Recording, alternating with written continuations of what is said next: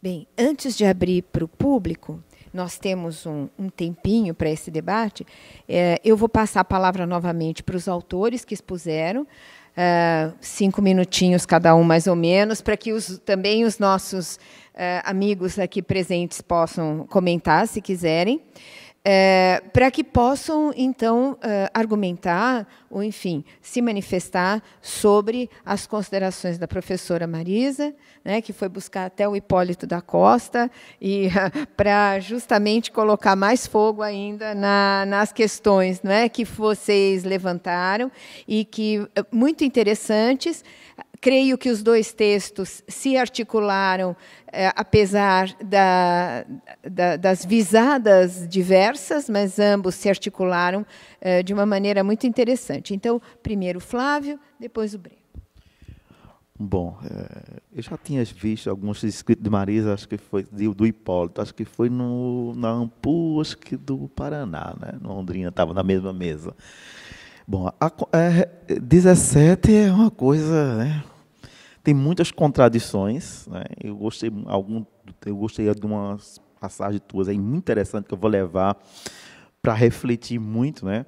Principalmente nessa questão dos militares, né? Que na realidade isso é uma coisa bastante interessante. Esses mercenários são já tinha um colega, a gente estava debatendo sobre isso, mas como seria, mas por quê, né? E alguma das cartas que a gente observa da junta, há uma preocupação muito grande. Primeiro, a revolução não estava prevista para aquele momento, né? Estava sendo maquinada, mas por conta de uma zoada no quartel, uma quartelada, vamos precipitar tudo, né? Precipitar. E teve gente que reclama, né? Por exemplo, contradições. Por exemplo, o Mendonça mesmo, ele achava que não deveria romper diretamente com Dom João.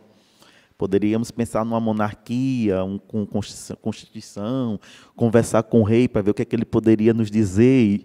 Já o Pedroso e o Martins já foi logo para a espadada. Não, vamos matar o danado. Tá? Agora o homem está mudando tudo, né? E esse aspecto que eu observo, uma preocupação muito dos revolucionários, da própria junta, sabiam que iam ser atacados. Isso é visível. E como defender esta república se nós não temos soldados? Isso era um grande problema. A maioria da documentação que a gente observa tem aqui um grande vácuo, aqui nós temos um problema. Agora, resolve-se isso. Quer dizer, a eleição é 7, né? 7 de março da junta, né? Cabugá já vai ser nomeado dias depois. Na documentação está explícito, né? É preciso contratar alguém para vir para cá. Como defender esta república? E até na própria documentação da devassa tem uma passagem, vamos trazer um general X, que eu não consegui saber quem é esse homem, que eles pretendiam, um general francês. Até agora, não consegui, depois eu posso até pedir ajuda depois com os e-mails para ver se vocês me conseguem saber quem é, se alguém consegue. No fim, quando ele chega nos Estados Unidos, vem o Latapi, que é aquele que está lá, e aqueles outros menores, mas que na realidade não seriam eles, né? A questão do Bonaparte, isto já saiu dizendo, conversa com José Bonaparte para intermediar, porque sabia-se que tinha soldados precisando de dinheiro para vir trabalhar em alguma coisa para cá.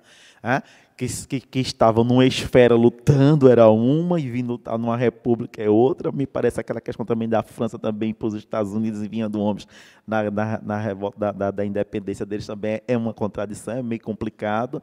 Então, isso é uma coisa que você me instigou, Marisa, viu?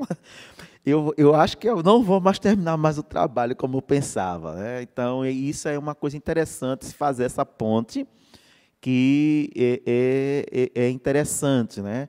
Apesar de que até o momento eu não encontro nada mais a não ser essas questões, mas nos dá a entender que, olha, vamos pegar qualquer coisa para vir para cá, porque a República está em perigo. Inclusive, tem até um decreto no final, República em perigo, quando começa o Conde dos Arcos mandar o cerco para o Recife para bombardeá-lo, né? Essa foi uma das partes que você tocou. Teve uma outra... Do Cabugá foi... Pois é. Eu percebo que ele ficou honrado com a questão de ser ministro plenipotenciário. Já li essa parte, alguma coisa dele aceitar, e depois ele termina na Bolívia, se não me engano. Sim, ele vai ser. Ele não fica muito. Ele fica nos Estados Unidos. Depois eu acho que melindra um pouco com ele a nomeação do Rebelo. Mas depois ele vai ser nomeado embaixador do Brasil na Bolívia. Ele termina na Bolívia. Porém, eu fico ainda procurando ele na Bolívia, mas aí não sei mais como é. Né? Se ele faleceu por lá, talvez o Pereira da Costa, eu devo olhar, mas eu sei que ele sai dos Estados Unidos. Né? Eu acredito não muito satisfeito. Né? Eu tenho essa desconfiança, e que depois, quando aceitam um outro país, ele vem. Não rompendo. Exatamente, ele não rompe, ele aceita. E acredito que toda essa documentação que foi feita para que ele produziu, né, no período que foi plenipotenciário de Pernambuco, é essa que está no Itamaraty. Que depois me parece que eu encontrei algo de Dom Pedro solicitando que ele traga para o Brasil. Tá? Então, essas são essas questões que ainda trepida, que a gente vive nessa desconfiança. A questão dos mercenários, e essa de Cabugá, que eu acho que ele ficou sentido, mas não rompe. Mas aceita o cargo da Bolívia. Tá certo? Mais alguma outra? Só foi essa mesmo. Foi isso mesmo? Vamos lá. Obrigado. Bom, a pergunta, professora, né, é bem difícil, né? O que o presidente quer saber sobre 1817? É a minha pergunta, eu ia falar. Pois é. Uhum. É uma pergunta que eu busco entender, explicar, mas assim, até o momento onde eu tenho trabalhado, eu vejo que o presidente adotou, né, a ideia do início do século XX ali, que vai ter uma disputa de quem que vai ser o mito fundador, né, se é a Inconfidência Mineira ou a Revolução Pernambucana.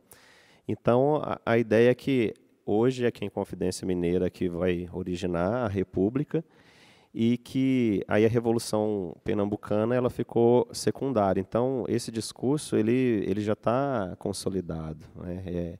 Então, ou seja, a Inconfidência Mineira ela venceu a Revolução Pernambucana nesse início do século XX, né? Nessa disputa de quem que era o mito fundador da República Brasileira. Aí então fica assim para segundo plano. Só que em 1917, quando a Revolução Pernambucana fez seu primeiro centenário, eles estavam assim, no auge das disputas com a Inconfidência Mineira ou Revolução Pernambucana, e eles tentaram dar uma última cartada assim, né, no centenário, que foi, por exemplo, eles investiram tudo. Eles criaram selos para a Revolução Pernambucana, criaram uma medalha comemorativa que foi cunhada na França e tal. Eles adotaram a bandeira dos revolucionários como a bandeira de Pernambuco, né, em 1917. Então, eles vão fazendo um movimento muito grande. Eles começam a trazer pessoas dos institutos de São Paulo, do Rio de Janeiro, de Minas Gerais, para falar lá em Pernambuco, se não tivesse, para mandar algum representante. Eles conseguiram, em 17 também, fazer com que o dia 6 de março fosse feriado nacional, né? Algo que não aconteceu em 2017, eles não conseguiram. Na verdade, a ideia deles era fazer com que a Revolução Pernambucana, o dia da Revolução Pernambucana, fosse feriado. E aí eles não conseguem, né? Inconfidência Mineira que vai vencer isso. Então, eles tentam fazer várias ações em 1917, Só que a Inconfidência Mineira já tinha vencido mesmo. Aí é o discurso do vencedor. Aí continua. Aí a Revolução Pernambucana em segundo plano. Aí eu, observando, né, comparando com 2017, eu vejo que as comemorações do centenário, elas foram muito mais fortes do que do bicentenário. Sobretudo também porque o governo da época, né, de 1917, ele tinha necessidade também de ter esses símbolos republicanos. Eles consideraram a Inconfidência Mineira a primeira, mas a Revolução Pernambucana tinha o seu valor. O governo da época considerava, né? Por isso que eles decretaram um feriado nacional e assim foi.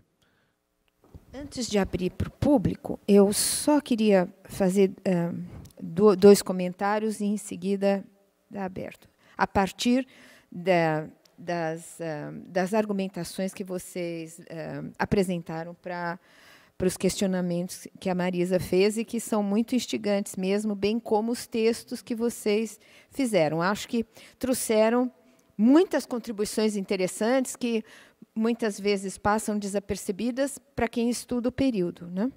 Então, talvez as divergências políticas no tocante ao Cabugá, dele ter aceito ser ministro plenipotenciário e tal, e depois ter voltado e ter aceitado um outro cargo, talvez as divergências políticas com a Corte do Rio de Janeiro, elas se ficassem muito diminuídas frente a outros interesses comerciais, relações econômicas, né? E de tal sorte que, seria possível, não é, usar esses cargos, né, de uma maneira muito, vamos dizer assim, muito positiva para aquele que o ocupava, né? Então eu imaginei um pouco isso, tanto nos Estados Unidos quanto depois na Bolívia, né? E o outro ponto é assim: eu entendo que você diga que a Inconfidência Mineira acabou prevalecendo, mas vamos com calma nessa consideração. No Museu Paulista, por exemplo, no Panteão Nacional que ali está, Domingos Martins está ao lado de Tiradentes. E uma das datas fundamentais na construção daquilo que era a interpretação da independência é 1817. Então, em 1922, quando das manifestações dos 100 anos de independência, há nacionalmente uma mobilização dos historiadores e dos intelectuais, dos pensadores, em revisar esse passado.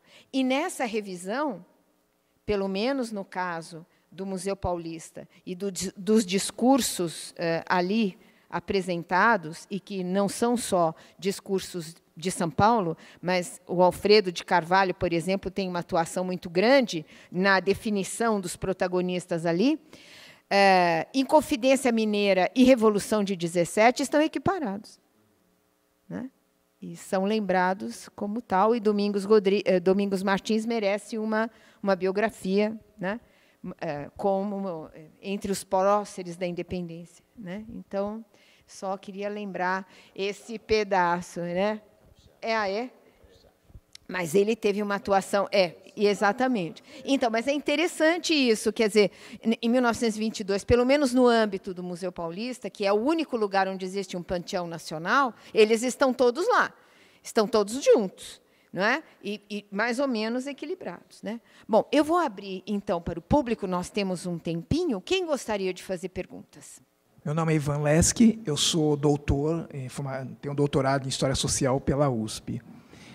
O que eu gostaria de perguntar é até que ponto aparece na Revolução Pernambucana os problemas que vão aparecer em 22, ou seja, relação entre brasileiros e portugueses, o problema da libertação dos escravos, a relação dos militares com os civis. Como isso aparece em 1817? Muito obrigado. Eu queria levantar várias questões, mas uma especialmente só para, enfim, contribuir um pouco para aquecer o debate sobre essa questão dos mercenários, né? Porque ela realmente é uma questão que eu acho que é central nessa discussão. Aliás, eu acho que ela é central em todas as conjuras enfim, porque tem escravidão, gente. Né? Então, quer dizer, você tem um dado de realidade, estou dizendo, não quer dizer que precisasse ser mercenário, mas o problema da mobilização é um problema estrutural de uma situação, enfim, em que você tem a escravidão institucionalizada. Então, né? Agora, por outro lado, há mercenários e mercenários. Les patriotes français não são bem mercenários, porque esse, digamos, quer dizer, muito embora fossem ser soldados pagos, mas estou dizendo, é uma gente que está espalhada pelo mundo, né, fazendo revoluções. Não nos esqueçamos, estão no Uruguai, né, Montevidéu é um centro até hoje, é por isso que já chamam entrecôte. O bife de chouriço lá chama entrecôte, porque depois viraram açougueiros, né? Mas, de qualquer forma, enfim, essa diáspora, digamos, dos exércitos napoleônicos pelo mundo gera toda uma gente meio disponível, digamos, né? E que, sim, é mercenária, mas é um mercenário, digamos, com uma qualificação aí politizada, um pouco distinta. Então, só para, enfim, adicionar aí alguma pimentinha. Muito bem. Acho que há mais uma pessoa que quer fazer uma pergunta, depois você? Tá bom. Meu nome é Pedro, eu estou começando um mestrado aqui na USP sobre as revoluções pernambucanas do começo do 19, junto ao professor João Paulo. Uma pergunta para a mesa. Eu estou pegando agora os primeiros sermões de Caneca, ali, da aclamação do imperador, e eu vi vocês falando sobre o uso do passado da regeneração pernambucana como um elemento legitimador da revolução. Queria ouvir a mesa falar um pouquinho mais sobre isso, sobre outros episódios, talvez, se foram importantes também, se foram utilizados. 1710, 1801, com o negócio do Suassuna lá. Sobre isso. Ok. Acho que depois, João Paulo. Pode? E aí passamos para a mesa, né? Legal. Breno, começando por você, de maneira bem direta, né, as minhas perguntas. Em primeiro lugar, como definir, se é que é possível definir, se é que você se preocupa com isso, as fronteiras entre historiografia e memória, entre história e memória, nessa história da historiografia, que é um pouco a história da memória também de 1817, né? Então, essas primeiras narrativas historiográficas, e claro que eu só posso gostar, né, aderir a uma definição ampla de historiografia nesse caso, são discursos que emergem da própria luta política, mas posteriormente, por exemplo, a gente pode considerar, você acha digno de nota considerar, por exemplo, ficção literária, ou então poesia, tradições orais populares, né, relativas a 1817, como parte, digamos, de uma avaliação historiográfica, que seria, então, também uma espécie de avaliação de memória de 1817. Eu gostaria que você desenvolvesse um pouco essa questão. Além disso, e agora, muito especificamente, essa questão desse barco que teria sido enviado a Moçambique, né, porque lá governava um Suassuna, se isso teria a ver, não sei se Vilma, Guilherme conhecem, poderiam acrescentar algo a respeito, com o fato de, desde o final do século XVIII, haver tráfico de escravos de Moçambique para o Brasil também. Então, se teria alguma relação com isso. E queria insistir um pouco também numa questão, e aí envolver o Flávio, eu acho que é importante, que a Marisa colocou. Na verdade, a Marisa colocou a questão que você já tinha colocado, né? O que nós podemos perguntar, ou por que nós podemos nos interessar, ou porque efetivamente nos interessamos por 1817 hoje, né? E esse negócio do Cabo Gá trocar de posição, o Hipólito da Costa também começa escrevendo uma coisa sobre 1817, depois ele precisa esclarecer melhor o que ele pensa. O Muniz Tavares também, né? Também mudou de posição. Estou colocando entre aspas esse mudou de posição. E eu fico pensando se 200 anos depois nós não estamos vivendo ainda sob a égide de um tipo de política, que eu não vou adjetivar aqui, né? Não teria ferramentas analíticas para isso, mas um tipo de política que ainda se faz presente, que é onde essas mudanças de posição elas são mais ou menos normais, Quer dizer, se a gente olhar para o jogo político hoje em dia, parlamentar, governamental, partidário, a gente vê tanta troca de posição, mas espera aí, esse sujeito defendia uma coisa totalmente diferente há 10 anos atrás. Então, se a gente não está vivendo ainda o mesmo tipo de política, uma política de longa duração, né, que eu acho que começou a ser criada no Brasil por essa época. Então, se aí não estaria um presente contundente, forte, né, de 1817 como objeto historiográfico e objeto do nosso presente, eu gostaria de ouvi-los a respeito. E uma última coisa, Flávio, claro que é importantíssimo, né, a gente abrir então essa perspectiva espacial, né, de um processo como 1817, mas também acho importante não nos esquecermos que esses projetos e essas soluções, elas não deram certo no final das contas, né? Os Estados Unidos não quiseram apoiar os revolucionários de 17, o Napoleão continuou em Santa Helena, morreu em Santa Helena, José Bonaparte não foi um protagonista da vida política, era a conjuntura do Congresso de Viena, né? Então, o que você teria a dizer sobre essa possibilidade, digamos, também de entender o fracasso de Pernambuco pela conjuntura internacional? Porque acho que a sua exposição coloca isso, quer dizer, a conjuntura internacional parece limitar também a possibilidade histórica de realização de um governo republicano em 1817. É isso, muito obrigado. Começamos pelo Breno e depois para o Flávio e a professora...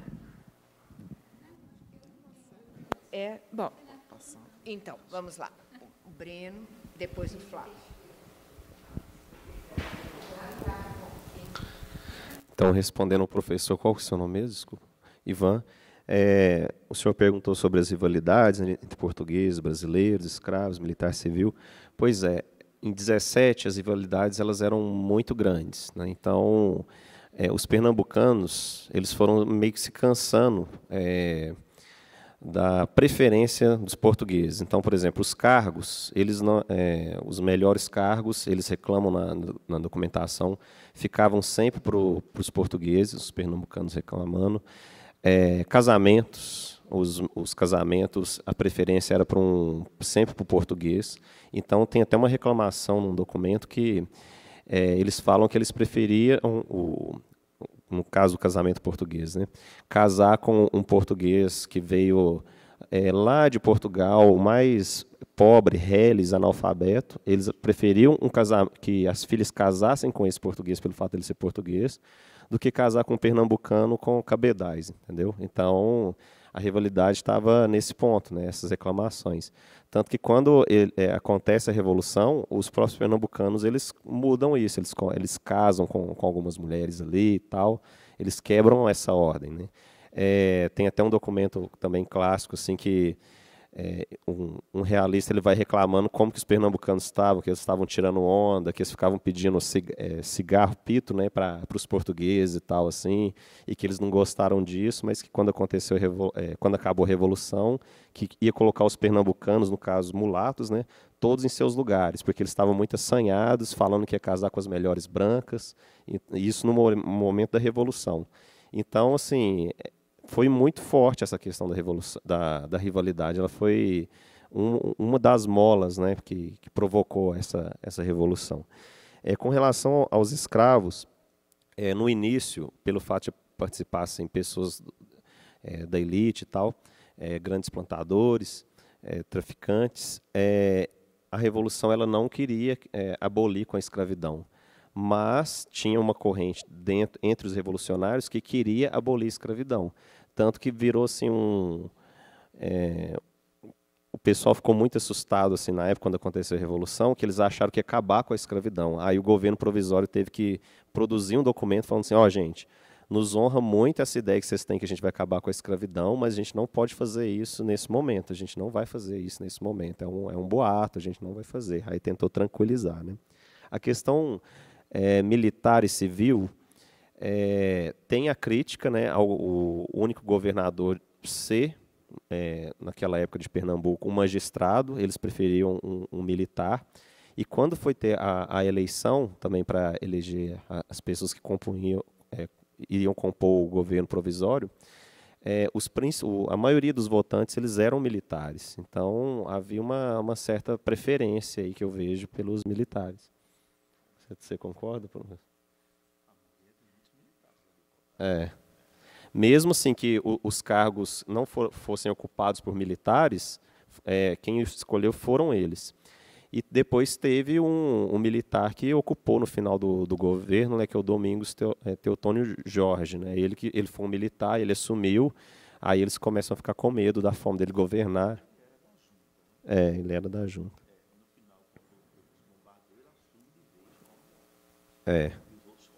Uhum. Agora, com relação à pergunta que você fez, qual que é seu nome? Pedro. Você falou para falar um pouco sobre 1801, Suassuna? Do Suassuna.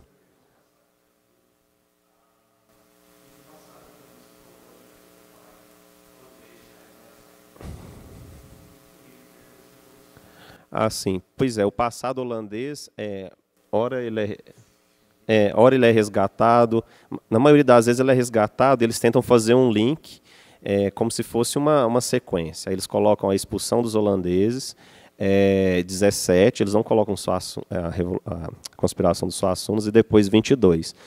Tem um padre, que ele escreve mais ou menos em 1823, que é o Joaquim Dias, só que publica a obra dele em 1853. Ele faz um link que eu achei assim, curioso, que ele foi o primeiro a fazer esse link. Ele linka a expulsão dos holandeses com Mascate, com a Guerra dos Mascates, e depois 17. Aí, tanto que ele chama de Os Mártires Pernambucanos, que é o livro dele, que é como se esses dois grupos, de 1710 e 1817, fossem os construtores da independência que o Brasil iria usufruir em 1822. E não trata de Inconfidência Mineira nem nada, ele trata desses grupos. Sobre o Suassuna, em específico, se 17, com esse tanto de coisa pouco trabalhado, a conspiração de Suassuna Aí tem um artigo do Guilherme Neves, que aí ele trabalha, não, é o Neves, o Guilherme Neves. Inclusive, ele vai estar num evento semana que vem no FMG, ele fala sobre isso bastante. Eu também escrevi um artigo, meio que debatendo com o professor, que assim, ele publicou e não teve nenhuma, sei lá, uma resposta. Aí 10 anos depois que eu fui conhecer o artigo dele, aí eu publiquei também. E tem o volume número 10 dos documentos históricos, que trata tudo sobre a conspiração do Suassuna, mas fora isso não tem outro trabalho, não tem nenhuma dissertação ou tese que trabalhe com isso. Mas eu andei estudando também um pouco sobre o Suassuna, né, que a trajetória deles, aí eu encontrei sobre esse governador de Moçambique. Ele escreveu, na verdade, aliás, ele não escreveu não, eles escreveram um panegírico para ele, elogiando a forma dele de governar em Açores e tal, aí tem algumas coisas assim. Aí eu tentei também pegar alguma coisa, mas é muito raro achar alguma coisa sobre eles. Agora, falando, né, sobre Moçambique, a questão do tráfico pode ser, mas por que foi Moçambique e não Angola? Por que não mandar um navio para Angola? Mesmo questão de proximidade. Porque quando eles fazem o seguinte, nos 2, 3 primeiros dias de governo, que eles estavam mandando vários emissários para várias regiões ali do norte, o Domingos José Martins, ele pega um navio que não era dele, ele obriga o governo a pegar um navio que não era dele, para mandar o navio para Moçambique, aí tem a intenção lá, para conversar, para mandar uma carta para o governador de Moçambique. Aí eu não sei se, talvez aproveite a rota do tráfico, mas eu tenho a sensação, quando eu leio o documento, que ele quer trocar uma ideia com o governador de lá. Eu não sei se era para trazer escravos, talvez não, para participar, ou negros, não sei. Eu acho que eu vi em algum canto, né? É um dos Suassuna, né? Ele parece que ele recebe essa mensagem, mas ele fica receoso. Me deu a entender que ele não quer se meter mais em confusão. Alguém tem algum canto, depois eu vou ver onde é que está isso para te passar. Mas existe um navio que vai a Moçambique, eles vão falar com ele, olha, o cara parece já esteve envolvido lá anteriormente, mas quando chega por lá, ele fica muito frio quanto a essa questão de se meter. Tá? É governador de Moçambique, mas me parece que ele fica me pareceu muito... Ele está cauteloso. Depois do que aconteceu, do susto de 1801, me parece que ele agora está bastante cauteloso. Porque ele não foi preso, os irmãos dele foram presos. Aí ele ficou provavelmente cauteloso. Faz muito sentido. Uhum. Tem uma parte, alguns documentos que diz, olha, não. Fez de vista grossa. Uhum. Novamente a história, né? Participou, foi interessante em um momento, vamos ver o que podemos fazer. E sobre história e memória, né, que o professor perguntou, se eu trabalho com as poesias, com as ficções, quando eu iniciei, eu pensei assim, eu vou trabalhar com os textos, né, puramente historiográficos. Só que ao tratar desse tema eu vi que era impossível, porque tinha o início ali, é uma produção assim, eles não estão preocupados com essas questões, eles estão preocupados em informar e entender o que eles estão vivenciando. Só que aí eles fazem poesias, ficções, aí eu tenho usado também. Mas é difícil você fazer essa separação, né, da memória com os trabalhos historiográficos mesmo. Inclusive essas poesias tem umas coisas interessantíssimas que andaram publicando na época, não é? Olha, dentro algumas dessas contradições de 17, né, era muito complicado que o movimento realmente chegasse lá. Grande parte proprietários de terras. Obviamente que houve questões sobre a escravidão, como já foi dito, né? Nós temos no governo provisório um proprietário de terra. Isso assustou bastante. Ninguém queria perder seus negros de um dia para o outro, no momento também que a economia não estava tão maravilhosa, né? Questões do que já falamos, dos mercenários, por conta dos negros, também podemos ir para aí. E me parece, João, parece estar repetindo algumas coisas que a gente olha, né? Se correr de lugar para um outro, estar num partido e ir para o outro, nós temos esses festivais aqui. Então, mesmo em Cabo Gás, estando satisfeito, foi nomeado, depois me parece que fica um pouco renitente por não ter continuado, mas vem para cá, apoia Pedro, etc. Então, são coisas assim desse momento. Eu vejo muito em 17 essa conjuntura que nós temos aí. Dificilmente a rebelião poderia dar certo no final, dentro das suas próprias contradições, dessas próprias conjunturas e de grupos divergentes que nós temos em 17. Não há uma coisa homogênea entre essas pessoas. Então, militares moderados, mas um Pedroso que qualquer coisa o homem ficava enlouquecido, né? O próprio Teotônio Jorge também, né, ao assumir no final dos bombardeios do Recife, ele com mão de ferro, né, comandando. Então, eu acredito que não vejo que poderia ter dado certo de imediato, né? Eu acho muito complicado diante de todas essas adversidades e mesmo dentro desse contexto que nós temos. O papel dos Estados Unidos não é muito estranho. Inclusive, tem um certo, acho que é o Caesa Rodney, que o Cabo Gás mantém contato com ele lá e que vão fazer uns trabalhos ali, as tratativas com a Secretaria de Estado. Esse senhor era um observador do que acontecia na nossa América do Sul.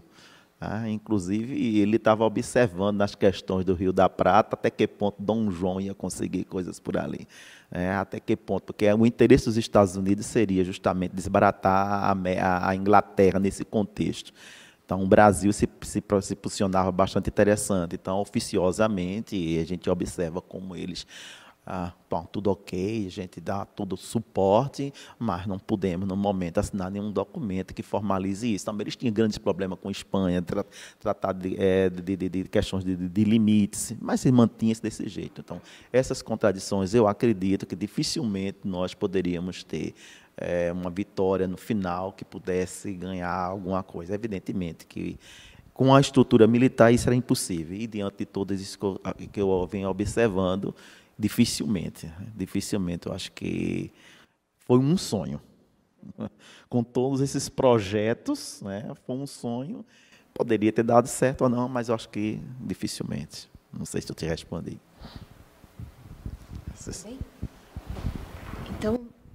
Então, eu penso que a mesa foi muito instigante, né, com muitas questões, mas agora vamos encerrar esta parte do debate e a mesa que vai nos suceder trará certamente outras questões tão interessantes quanto. Tá bom? Obrigada, viu?